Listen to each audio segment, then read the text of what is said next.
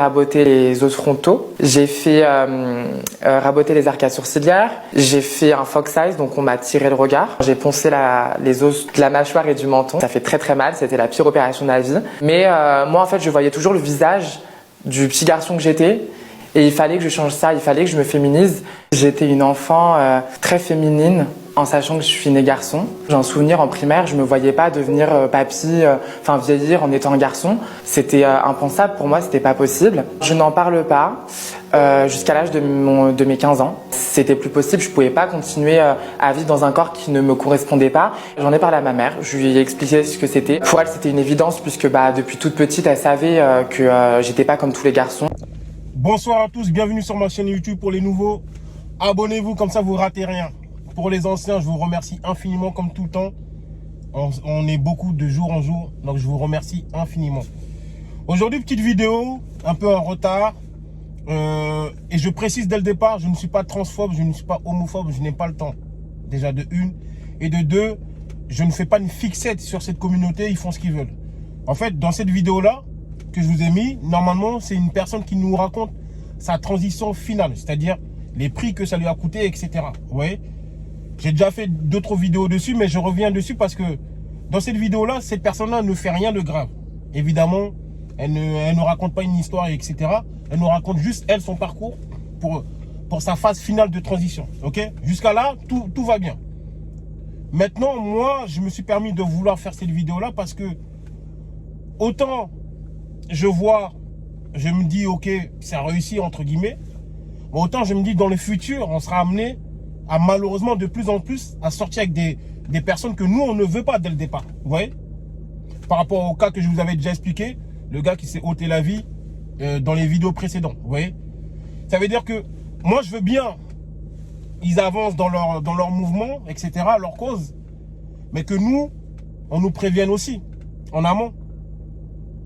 Qu'on nous prévienne que la personne qui potentiellement a fait sa transition finale prévienne la personne qui se dit, elle, on va dire, hétéro, entre guillemets.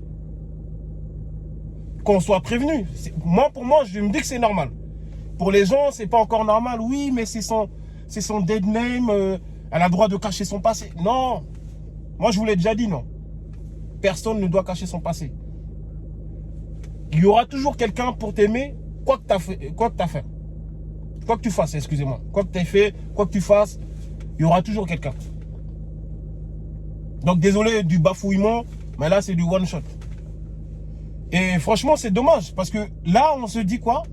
On va avancer, on va vouloir faire du sérieux et tu ne sais même pas si une personne en face de toi est vraiment la personne qu'elle prétend être. Je vous le dis encore parce qu'il y en a qui vont entendre ce qu'ils veulent entendre.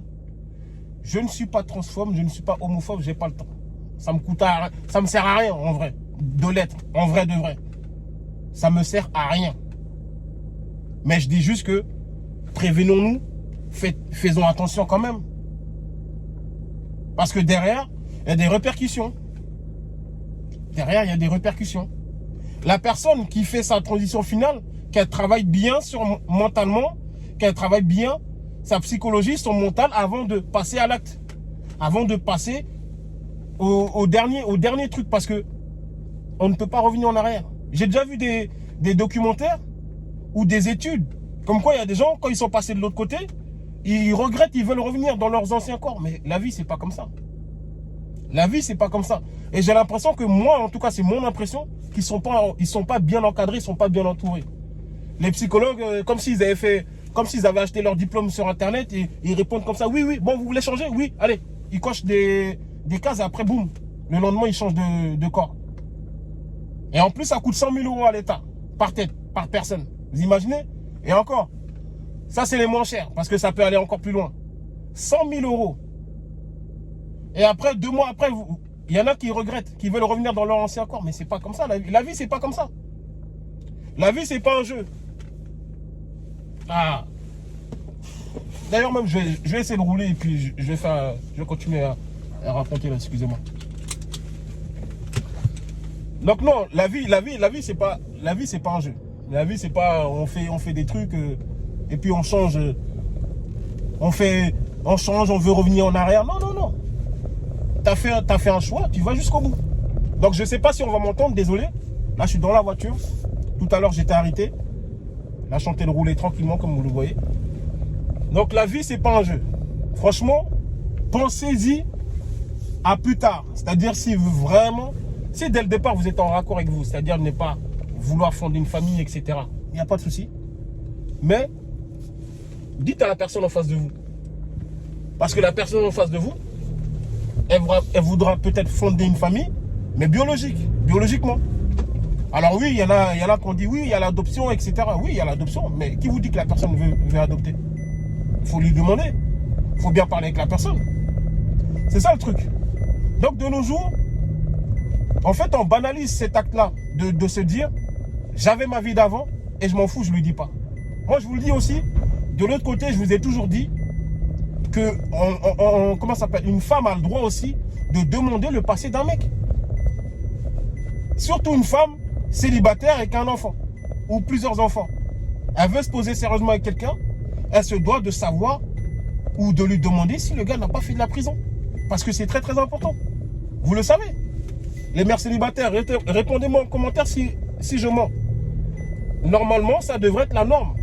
Le gars, il a fait la prison, la meuf, elle lui demande, tu as fait quoi pour aller en prison? C'était quoi la cause? Voilà. S'il ment, à vous de savoir. Parce qu'il ne faut juste pas vouloir sortir avec lui parce qu'il a un beau physique, parce que potentiellement il va bien s'occuper de vos enfants, tout ça. Non, non, non. Demandez-lui la vraie raison. Si c'est un petit vol, admettons. Si vous êtes en raccord avec que c'est un petit vol et vous voulez poursuivre la démarche, aller plus loin, le connaître, il n'y a pas de souci. C'est libre à vous. Mais si ça vous dérange aussi, dites-le dès le départ et puis vous partez. Personne ne doit forcer quelqu'un à rester avec quelqu'un. Voilà. Moi, c'est ma devise. Disons-nous les choses dès le départ. Tant que tout est dit, c'est mieux. Mais tu passes là, franchement, les gens, c'est... Donc, franchement, essayons de voir cette chose-là. Je ne dirais pas de faire une manifestation.